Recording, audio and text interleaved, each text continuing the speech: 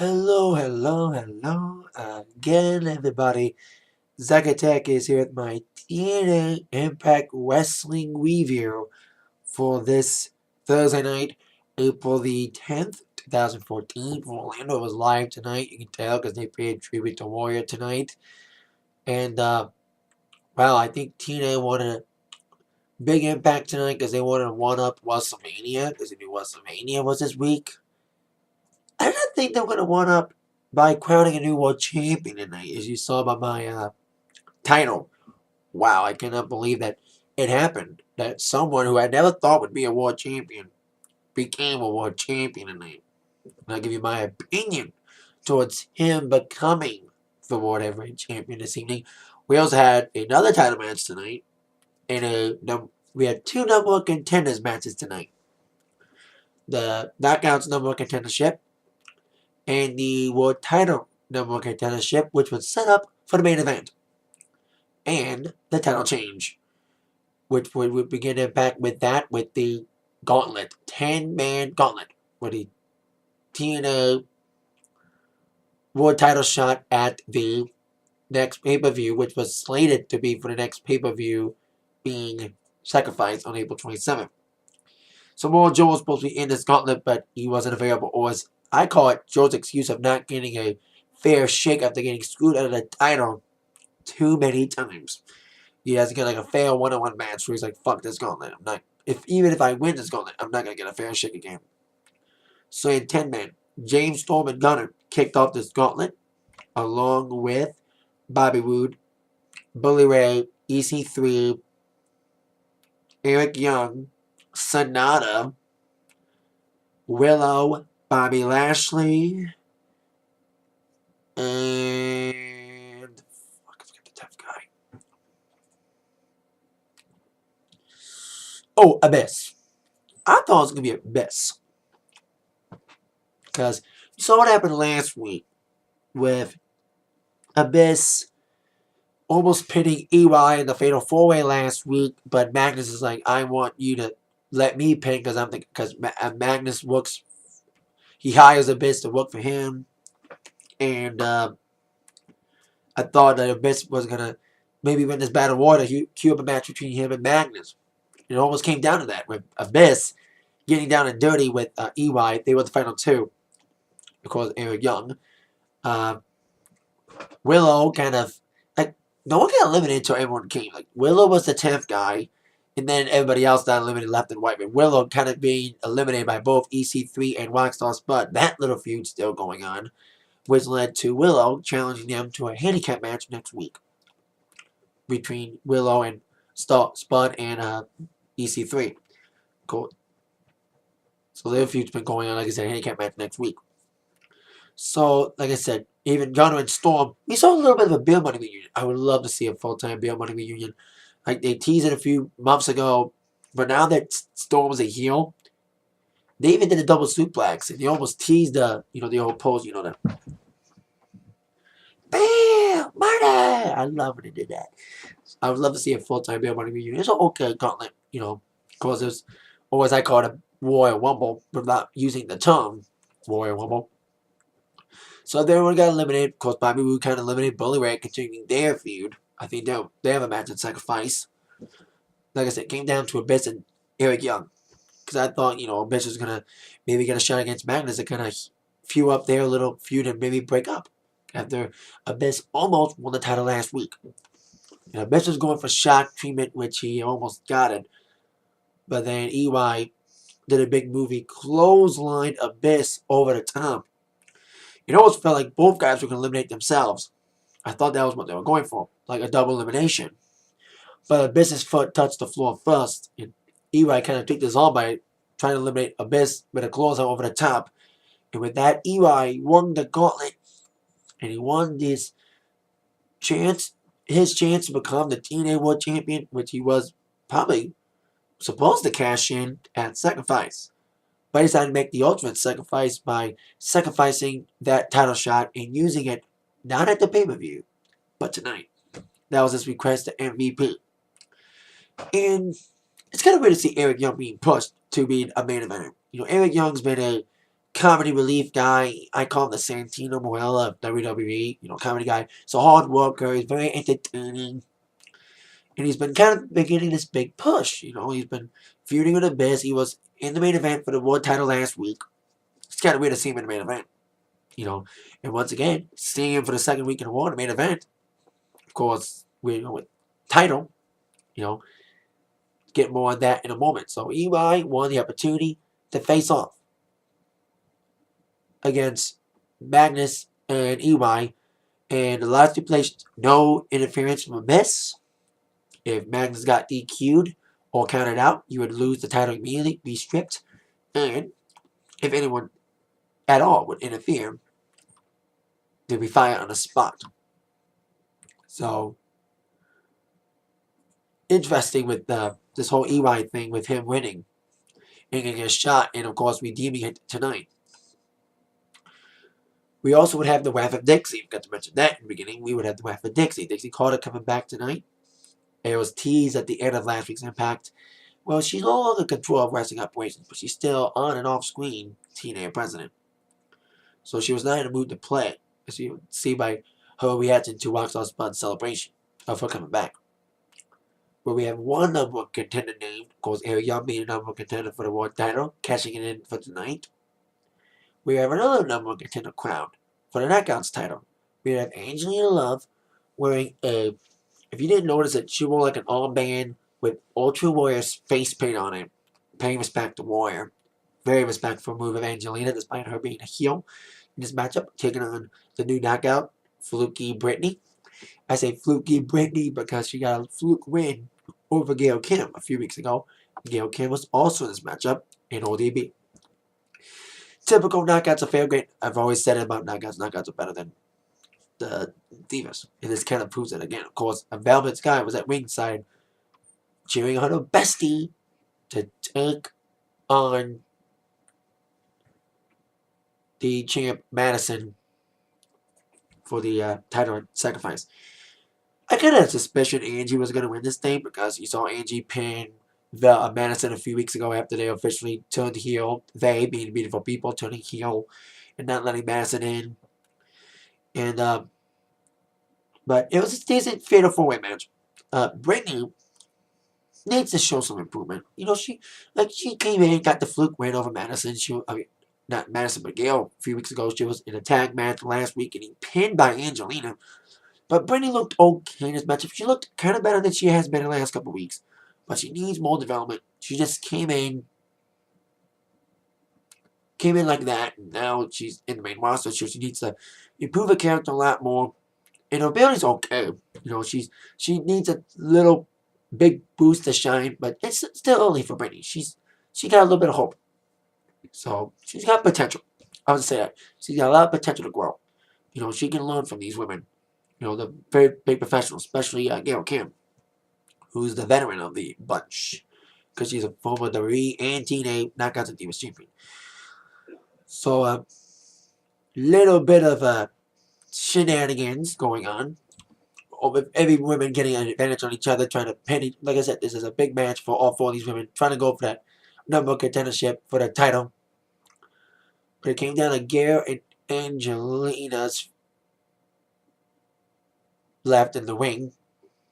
And then Gail was going for the big move, the big finish, the big eat defeat, but then Angelina would counter with another big move, but then she would send Gail to get a little bit of spray in the face from Velvet, which would set up Angelina's big finish in the 1-2-3 victory for Angelina. Again, I knew that she was going to win this match because I had a suspicion because they were kind of building towards an Angelina Madison feud, so it's kind of a little way to make Angelina get the shot, well, like trying to earn the shot instead of just being handed a title shot. So like I said, Brittany, the newbie, she's got potential. She showed more potential to me this week than any other week, but she's still got a long way to go. But at least she's getting an opportunity to get in there with the best knockouts in TNA with Angelina, ODB, and Gail. With Angelina winning this matchup, setting up Angelina.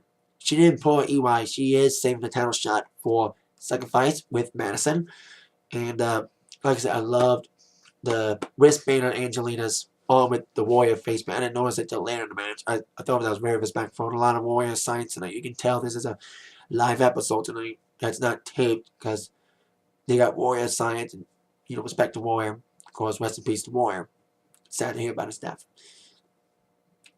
Now on to the Wrath of Dixie.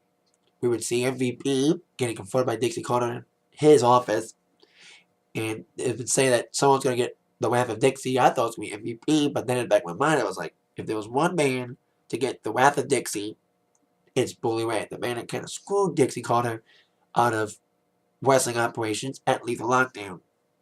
Exactly what happened. Bully Ray was called out by Dixie Carter, and she said basically point blank, why in the hell did you screw me over at Lockdown? I paid you a whole lot of money to make sure that I won, to make sure that my team won, and I kept control of operations. And Bully's like, it was a lot of money you gave me, but I'm gonna abuse it.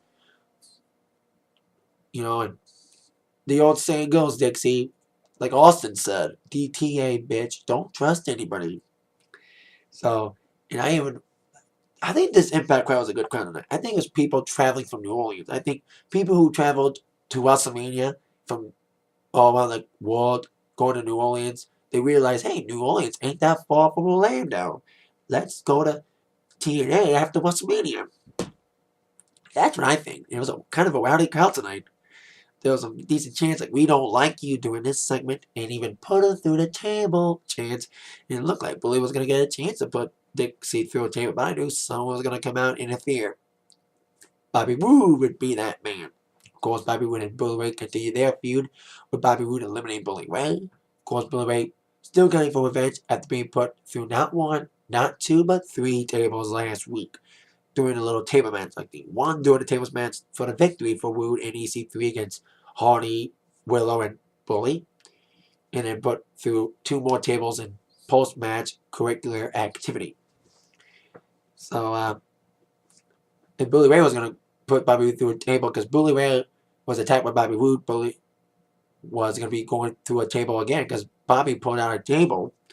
He was going to put Bully through it, but then Bully countered. He was going to go for the bubble bomb through the table, but Bobby Roode pulled out. He rolled out before he got through that table. So this feud ain't over yet. I smell a match of sacrifice between these two. A lot of building up for sacrifice. Slowly but surely, they're building up a sacrifice card. Speaking of matches that I thought were going to be at sacrifice, for the second week in a row, the Bromans were trying to find a way to not defend the tag titles against the Wolves. Last week, it was Jesse getting an injury. And this week, it was Robbie E's flight delays. And MVP was not going to take their crap anymore. He's like, I don't care what excuse you have this week. You guys are defending your title. Now, implementing the Freebird War or the Spirit Squad War, if you don't know that war, the war means because there was 3 people in the 3 Freebirds, and there was 5 guys in the Spirit Squad when they were tag team champions. And any 2 of those 5, or in Freebirds' case, and also Broman's case, 2 out of the 3 guys can defend the titles. So, since Robbie E wasn't available at the time, Zima, DJZ, would be, since he's part of the squad, he would be eligible to sub for Robbie, which is what happened with DJZ subbing for Robbie, teaming up with Jesse to defend the titles against the American Wolves. The Wolves, I think Wolves had a little short millisecond of a tag team title reign, and I think these guys should get another shot, especially the ending of this matchup. Speaking of matches, I thought they were going to postpone this match for Sacrifice, but it may happen at Sacrifice, especially based on the ending. The Wolves got the advantage early, taking the advantage of Bromans / Jesse and Zima not being prepared for this matchup, since they were trying to make any excuse in the book to avoid the Wolves. But the loophole didn't work this time around. So the Wolves are just taking care of business and trying to win back the titles with a little new Mohawk do for Mr. Eddie, which is there. And boom, boom, boom. Taking advantage was the poor man's. A little kick to the back from Zima. Got the poor man's back on track, trying to regain the title, especially with Robbie not being there at the time. That's a key word. at the time. So then after the bromance took advantage, okay, little tag team affair, the Wolves looked like they were going to go for a big double team move. It looked like they were going to go for the titles. Whereas they nailed the double team move and trying to get the pin. Robbie E came out, pulled the referee, didn't really punch him. Didn't really hit him that much, but it caused a DQ.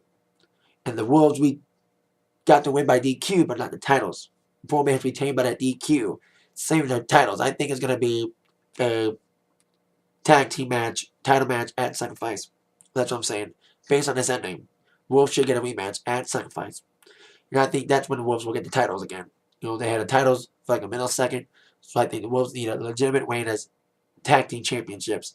Like Daniel Bryan's finally getting a legitimate reign as WWE World Heavyweight Champion. So I think Wolves will get a legitimate win because I think they're the best thing to happen in the tag team division. Or if the Wolves become tag team champions, which I think they will, please, like I said earlier tonight, please let there be a full-time Beer Money reunion. Now that James is here again, I would love to see Beer Money reunite. The matches these guys can have. Beer Money against the Wolves, I would love to see them in the best of 5, like they did with the tag team titles with the Beer Money and the Motor City Machine Guns 5 years ago. I would love to see a series of best of 5 like that. We didn't get speaking of those best of 5 series, we didn't see the match 2 of the best of 5, best of 3 with Sonata and Tigre Uno tonight for the X Division Championship. Maybe that's next week. So, but we'll probably get that settled with Sonata and Tigre Uno. So there you go. That's my ultimate dream. If the Wolves win the titles at Sacrifice, which I'm thinking they probably will, if they get a rematch, which they probably will after the ending, I would love to see Beer Money reunite and feud with the Wolves. I would love to see those matches. Those matches would be excellent because Wolves are a great tag team, and I think they would have great chemistry with Beer Money if they would reunite. I would love to see that. So a little bit of a screwy ending there. I really thought MVP was going to restart the match after that screwy ending, but it didn't happen. So I say Sacrifice rematch. Now, over the next segment involving Christy Hemme calling out Sam Shaw. Like she had a segment before the break saying that I want to talk about commitment. And it looked like Christy was switching over and starting to like Sam Shaw now, that being the creepy bastard she was talking down to him. And I was like, back in my mind, I was like, Christy's going to set him up. Like Billy Ray said earlier tonight to Dixie, don't trust anybody. Well, Sam Shaw kind of trusted Christy a little bit too hard when he obeyed her to close his eyes, while Anderson came out in the back with a psych ward truck and beat his ass up to set him up from Christy. I knew that was going to be the setup. So Anderson came out with Sam Shaw's eyes closed, so he opened up his eyes to get a mic check from Anderson and almost being pulled in that van to the psych ward. Or as he called it, Anderson would call it, the funny farm. Funny farm chance. Anyways, he was trying to get Sam Shaw in that van. Sam Shaw got out of it and ran for his life. I think this feud's not over yet because I thought this feud was over last week with Anderson being put in the straitjacket in the straitjacket match last week, but I think the feud's not over yet. Now the match for Sacrifice. See, feuding building for Sacrifice. And now on to our main event for the TNA World Heavyweight Championship, a match that was supposed to be at Sacrifice, but may still happen, especially after the ending of this matchup. Eric Young cashing in his title match against Magnus. Of course, no Magnus rules. Magnus got DQ'd or counted out, he would lose the title. If anyone interfered, let alone Abyss or anybody else, they can fire on the spot. Like I said earlier tonight, Eric Young has been the comedy relief guy, the not so crazy guy for the last. He's been around for TNA for 12 years. A TNA original. But for the last 5 or 6, 7 years, he's been like the comedy relief guy, kind of loopy, crazy guy. But fans love him. He's like I said, he's the Santino Morella of TNA, comedy relief guy. But he can be serious when he wants to be serious. And he proves he wanted to be really serious and become the TNA World Champion tonight, despite injuring his elbow earlier on. And he's really coming to his own, trying to show a little fierceness, not being all comical, trying to be all serious as he tried seriously to win the title tonight. Go for all of his big moves. But of course, like I said, the shoulder injury was a target for Magnus at all costs, waving him against the post a few times. But despite being punished with the abuse to his arm, Eric Young was like Eric Young could be like Daniel Bryan. They're both like the underdogs, and they both have long beards. But Eric Young's got short hair. It's not really a goat face because he doesn't have longer hair, but maybe. But anyway, that's where the comparison stopped because Eric Young ain't as athletic of an athlete as EY, but EY is not as athletic as Daniel Bryan, should I say? But EY tries. But like I said, when he wants to be funny, he wants to be funny. When he wants to be serious, he wants to be serious. And he seriously put on a good performance tonight. He did the elbow to Abyss in the Battle War. He also did an elbow to Magnus in this match. And I knew that Magnus was going to try to find a way to find a loophole and try to sneak his way to win the title. He tried for his big finish, which Eric Young kicked out of. So when he knew that Eric Young kicked out of his big finish, he was trying to use the belt. And I was like, oh my god, he's going to give himself the DQ. If he gives himself the DQ, he was going to lose the title. And I realized, oh, I know what he's going to do. He's going to bring the belt in. He's knowing that the referee is going to take it from him. And with the referee occupied to bring the belt back, Eli was going to get low blowed by Magnus, which is exactly what happened. With referee distracted from putting the belt back after Magnus tried to use it, Eli got low blow, and I thought that was it. But then Eli kicked out of the low blow. Like I said, he got so much abuse from Magnus being put in submission holds in an okay little main event. Magnus knew that this guy won't die. He was like, how in the hell am I going to beat this Eli guy? He's got so much heart. And he's taking so much abuse, especially with the elbow injury, that it's hard to get him down for that 1, 2, 3. So as Magnus was trying his best to go for a big victory after that low blow, Eric Young was trying to go for a roll-up, which failed. But then after that, roll-up for a 2 count. And while Magnus was trying to find one last effort to get the title back, Eric Young would nail the pile driver. And the 1, 2, 3. Ladies and gentlemen, as we see in my title, we have a new TNA World Heavyweight Champion in Eric Young. Now, I think TNA wanted to do something big because they, like I said, they knew that this week was WrestleMania, and they wanted to one-up WrestleMania by crowning a new champion tonight. And I did not know that guy was going to be EY. You know what I mean? Do I think EY deserves to be world champion? Little mixed. Like, some would say yes because he's a hard-working guy. At least give Eric Young one reign as champion. I don't think it's going to last long. I think that Magnus is going to use his rematch clause and beat Eric Young in sacrifice. But it'd be fun where it lasts to say Eric Young world champion. You know, he's been a former Knockouts champion, Knockouts tag champion for what it's worth with his on-screen wife, ODB. But, like, Eric Young's not the best wrestler, but he's entertaining. You know, but you don't see Santino Morella going for the world championship, although Santino was in Elimination Chamber once, and Santino was pretty good in that chamber match. So, but I would never thought to see a real comedy character like an Eric Young win the world title. You know, it's a novelty. But as a worker, as a guy who's been dedicated for the company for 12 years, who's been in TNA Original, who's been through a lot, he's been through heel turns, he's been through craziness, for being a stand-up guy and a hard worker, I think he deserves at least one title reign. You know what I mean? Like, I have mixed some feelings about it because I'm not the biggest. Eric Young's wrestling ability is okay. He's a good, like I said, he's a good hand. Never thought I would ever see AY champion, but like I said, he kind of deserves it, just because, like I said, at least give a hard-working guy at least one chance to become champion, and he did it after being at Fatal 4-Way. He gets his own one-on-one situation. So there you go. And Magnus's reign ends.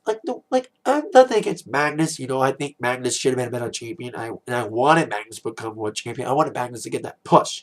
I saw it hinted for a year. But the way he won it, and the way he acted as his champion, it wasn't a good reign in the end. You know, I like Magnus, but his character was kind of stale. He was an okay hero, but the way he just relied on people to retain the title, like screwy little finishes with people helping him out, whether it was Dixie or Miss. You know, his reign was just okay. Maybe not be memorable. But we'll see how this goes. But he'll probably win the title back. He'll probably have a better reign than he did the first time. But at least for what it's worth, we have a new world champion. That's Eric Young. And I never thought I'd see that. I was like stunned. Like I said, it's a big surprise because, like I said, TNA won up WWE and shocked people, and have an underdog like an EY type, like a Daniel Bryan type underdog to win. Because no one ever thought in a million years that EY was gonna be their champion, but he didn't have a movement like D-By did. It was just out of nowhere. Eric Young wins a championship. But like I said, even though I'm not the biggest fan of his ability of wrestling, he's an okay wrestler, not the best wrestler in the world, but at least as being a team player and being a hard-working guy for TNA, being a dedicated member, at least he deserves one reign as champion. So, there you go. Before we end, side note, of course, a former TNA talent, Sting, has been rumored to finally sign a deal with WWE. I believe it when I see it. Like it's been rumored for months. Oh, Sting's gonna sign with WWE. He signed the contract. When's he debuting, fuckers? So that's all I'll say about Sting going to WWE. I believe it when I see it. When I see Sting on Raw, whether it's this Monday or whatever, I'll believe it. But until then, I'm not believing any of the rumors because I've heard it all for 3 fucking months and he hasn't debuted yet. So that is it on that. And that is it for my TNA Impact Wrestling review tonight. Like I said, TNA to do something big and do something shocking and surprising to one up WWE, and I think it did with the new champ, Eric Young. Don't know how long it'll last, but at least, hey, give one reign to a hardworking guy, Mr. Young. And with that in mind, you've all been attacked by the review from Zach. Thank you all very much. See you all later. Have a great weekend, everybody. See ya. Yeah, yeah.